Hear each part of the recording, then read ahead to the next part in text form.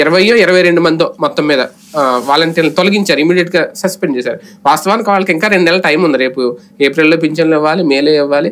అక్కడ ఏంటి అనేది ఒకటి, దానివల్ల ప్రభుత్వం వీక్ అవుతుందా ఆ ప్రాంతాల్లో? అదొక స్ట్రాటజీ. అదేంటంటే ప్రతిపక్షానికి వాలంటీర్లను అర్జెంటుగా తీపించేయాలి, వాలంటీర్ వ్యవస్థను రద్దు చేయించాలని కోర్టుల ద్వారా వెళ్తున్నారు, ఈసీ ద్వారా వెళ్తున్నారు.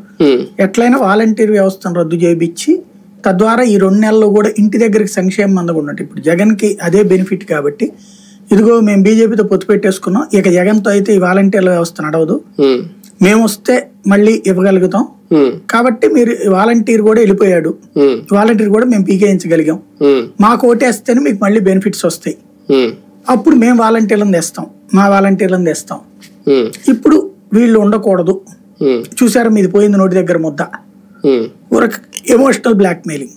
అంటే వ్యవస్థను రద్దు చేసే అంత ఉంటుందా ఒకవేళ? అంటే ఇప్పుడు వీళ్ళకి ఎట్లా ఉందంటే గృహ సారథులని పెట్టారు వాలంటీర్ కి తోడుగా, మరి వాళ్ళతో పని చేయించుకోకుండా వాలంటీర్ వీళ్ళు ఎందుకు పని చేయించుకుంటున్నారు? గోలానంద లహరి కాకపోతే అంటే ఎలక్షన్ విధులు వేరు, ఈ రెగ్యులర్ గా కార్యకలాపాలు వేరు, పార్టీ కార్యకలాపాల్లో పాల్గొనడం వల్ల చేస్తున్నారంటే అభ్యర్థులు తప్పేగా, ఆ దురదేగా, దాని వల్లే కదా నష్టం.